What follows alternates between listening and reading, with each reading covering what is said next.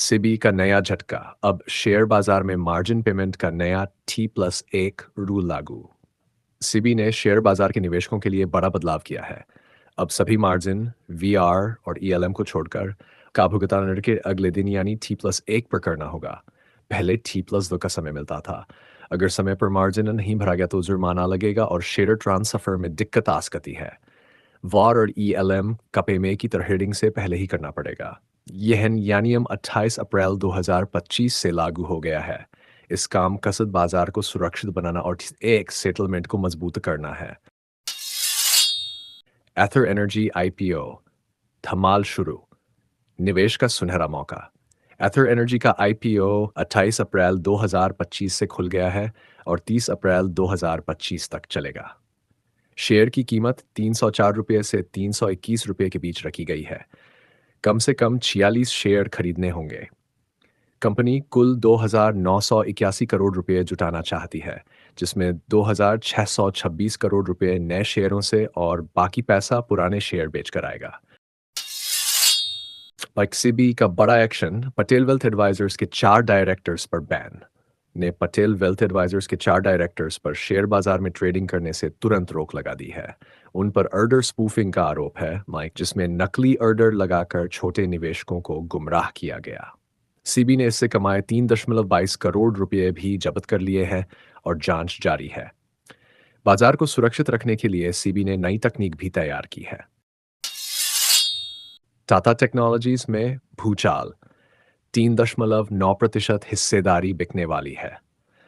Tata technologies के 1,59,00,000 share बिकने की खबर है, जो कंपनी की 3.9% हिस्सेदारी है। ये बिक्री टीजीपी राइज क्लाइमेट कर सकता है। शेयरों की कीमत मौजूदा रेट से 1 से 5% तक कम रखी जा सकती है। हाल ही में कंपनी का मुनाफा बढ़ा है, लेकिन उसकी कमाई थोड़ी घटी है। समुद्री ताकत बनेगा भारत। 25,000 करोड़ का धमाका। कैबिनेट से बड़ी से बड़ी मंजूरी जल्द। भारत सरकार जल्द ही शिपिंग सेक्टर के लिए 25,000 करोड़ रुपए का मरीन डेवलपमेंट फंड मंजूर कर सकती है। इस काम का मकसद है भारतीय जहाज़ों को बढ़ावा देना और 2047 तक ग्लोबल कार्गो में 20% हिस्सा हासिल करना। इससे विदेशों पर निर्भरता घटेगी और भारत की समुद्री ताकत मजबूत होगी। वित्त मंत्री निर्मला सीतारमण ने इस फंड का ऐलान बजट 2025 में किया था। इस फंड से शिपिंग कंपनियों को इक्विटी और लोन के जरिए आर्थिक मदद दी जाएगी। भारत का बड़ा धमाका। 63,000 करोड़ में 26 राफेल मरीन विमान। नौसेना बनेगी और ताकतवर।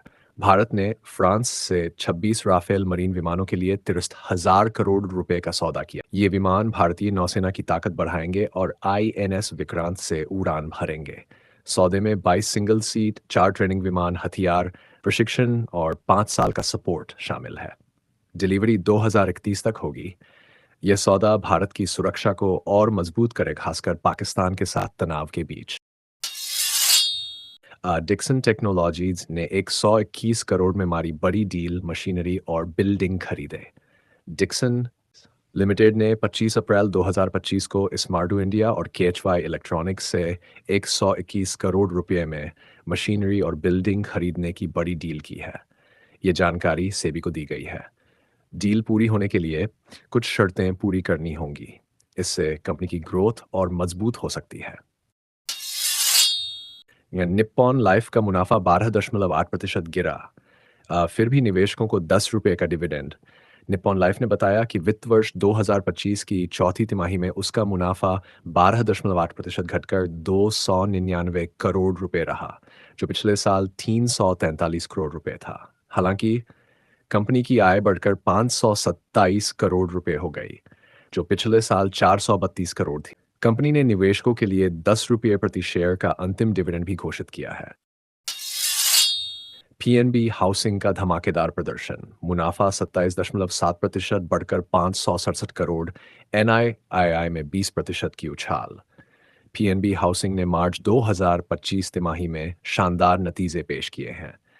कंपनी का मुनाफा 27.7% बढ़कर 567 करोड़ रुपए हो गया, जो पिछले साल 444 करोड़ रुपए था। साथ ही नेट इंटरेस्ट इनकम 20% की बढ़ोतरी के साथ 736 करोड़ रुपए पर पहुंच गई, जो पहले 614 करोड़ रुपए थी। ये प्रदर्शन कंपनी की मजबूत वित्तीय स्थिति को दर्शाता है। सोनाटा सॉफ्टवेयर को मिली 600 करोड़ रुपए की जबरदस्त डील, 5 साल का बड़ा गेम प्लान। सोनाटा सॉफ्टवेयर ने अमेरिका की एक बड़ी टेक्नोलॉजी कंपनी के साथ 600 करोड़ डॉलर की डील साइन की है।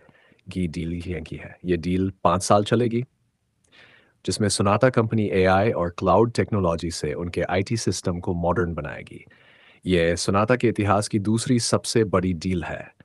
कंपनी अब अमेरिका में एक नया एआई इंजीनियरिंग सेंटर भी खोलेगी। इससे सोनाटा का ग्लोबल बिजनेस और भी तेजी से बढ़ेगा। इंडस टावर्स करेगी बड़ा धमाका, बायबैक या बोनस का ऐलान जल्द। इंडस टावर्स ने बताया है कि 30 अप्रैल 2025 को उसकी बड़ी बोर्ड मीटिंग होगी। इस मीटिंग में कंपनी शेयर होल्डर्स को फायदा देने के लिए बड़े फैसले ले सकती है, जैसे कि शेयर बायबैक करना या बोनस शेयर्स देना। साथ ही कंपनी ने 2 मई 2025 तक अपने शेयरों की खरीद फरोख्त पर रोक लगा दी है। अब सभी की नजरें 30 अप्रैल की मीटिंग पर टिकी है।